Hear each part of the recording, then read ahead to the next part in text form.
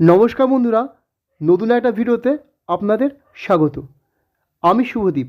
আজকে এমন একটি গাছ নিয়ে ভিডিও করতে চলেছি যে গাছটি সম্বন্ধে প্রায় অনেকেরই অজানা, কিন্তু বনে জঙ্গলে হয়ে থাকা এই গাছটির যে গুরুত্ব কত তা না জানলে আপনি বিশ্বাস করতে পারবেন না। প্রথমেই এই গাছটি সম্বন্ধে আপনাদের পরিচয় করে দিই।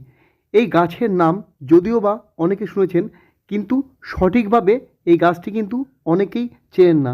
গাছটি দেখতে কেমন, গাছের মধ্যে কি আছে সেই সম্বন্ধে বিস্তারিত বললে আপনারা সহজেই এই গাছটিকে যে কোনো জঙ্গল থেকে বা বাঁশঝাড় থেকে কুড়িয়ে নিতে পারবেন। এই গাছটির এই যে দেখছেন, এটা গাছটির ফল। এই গাছের গায়ে অসংখ্য কাঁটা থাকে এবং পাতাগুলো অনেকটা তেজপাতার মতো দেখতে হয়। পাতার তলার দিকেও কিছু কিছু জায়গায় কাঁটা দেখতে পাওয়া যায়। আঞ্চলিক নাম বিভিন্ন জায়গায় বিভিন্ন রকম থাকলেও সাধারণত গ্রাম বাংলায় এই গাছকে বলা হয় কুমারী লতা গাছ। এই গাছের গুরুত্ব এবং এই গাছের অপরিহার্য ঔষধি গুণের জন্য কিন্তু আজকাল বাণিজ্যিকভাবেও এই গাছকে চাষ করা হচ্ছে।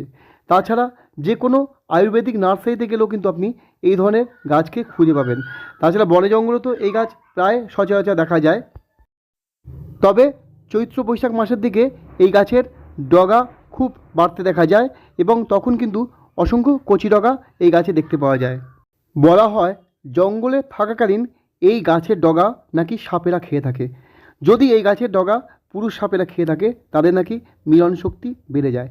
সেই জন্য বলা হয় যে আয়ুর্বেদিক শাস্ত্রমতে যদি কোনো মানুষ বা কোনো নারী এই পাতা বা এই গাছের ডগা কচি ডগা সেবন করে থাকে তাহলে তার নাকি শারীরিক মিলনের চাহিদা অনেক পরিমাণ বেড়ে যায়। বিশেষত পুরুষদের ক্ষেত্রে এটা একদম সঠিক, এভাবে নাকি প্রমাণিত হয়েছে।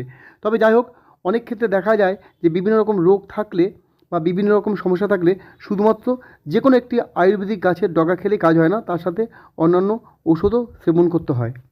তবে বেশিরভাগ ক্ষেত্রেই বলা হয়ে থাকে যদি এই গাছের ডগা পরপর 7 দিন সেবন করা যায় তাহলে পুরুষদের মিলন চাহিদা বাড়ে এবং শারীরিক শক্তি বৃদ্ধি পায়।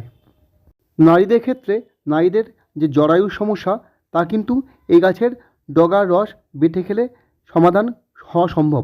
গ্রাম বাংলায় একটি ধারণা প্রচলিত আছে, যদি এই গাছের ডগা কেউ খেতে পারে তাহলে নাকি তাকে সাপে কামড়ায় না। যদিও এই ধারণাটা কতটা সত্যি সেটা আমি নির্ভুলভাবে বলতে পারবো না।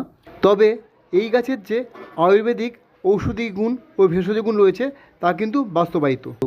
এই গাছের ডগা নিয়মিত খেলে পুরুষদের যেমন শারীরিক শক্তি যোগায়, তার সাথে মিলন শক্তি বা রতিক্রিয়া বাড়াতে সাহায্য করে। অতএব এই গাছটি আপনি নিয়মিত সেবন করতে পারেন। তবে অনেকেই ভুল করে জঙ্গলে থাকা প্রায় একই রকম গাছের পাতাকে সেবন করে থাকেন, তা করবেন না। এই গাছের বিশেষ কিছু লক্ষণ আছে, যেমন এই গাছের সারা গায়ে কিন্তু কাঁটা রয়েছে এবং গাছের পাতাটা চ্যাপ্টা এবং অনেকগুলো শিরাযুক্ত। এই গাছটির ফলগুলো গোলাকার হয়ে থাকে। ইউনানি চিকিৎসা মতে এই গাছের পাতা, কাণ্ড এবং মূল থেতো করে যদি খাওয়া যায় তাহলে রক্ত পরিষ্কার হয়। তাছাড়া যে কোনো বিশেষ গুরুত্বপূর্ণ রোগেও কিন্তু এই গাছকে ব্যবহার করা হয়ে থাকে। যেমন যদি কারুর প্রস্রাবের ইনফেকশন হয়ে থাকে তাহলে এই গাছের মূলের রস থেতো করে জলের সাথে মিশিয়ে যদি খাওয়ানো যায় তাহলে প্রস্রাবের ইনফেকশন একদম ভালো হয়ে যায় মাত্র 7 দিনেই। যদি প্রস্রাব করার সময় অতিরিক্ত জ্বালাপোড়া করে থাকে তাহলেও কিন্তু এই একই পদ্ধতিতে এই গাছের মূলের রস সেবন করলে জ্বালাপোড়া ভালো হয়ে যাবে।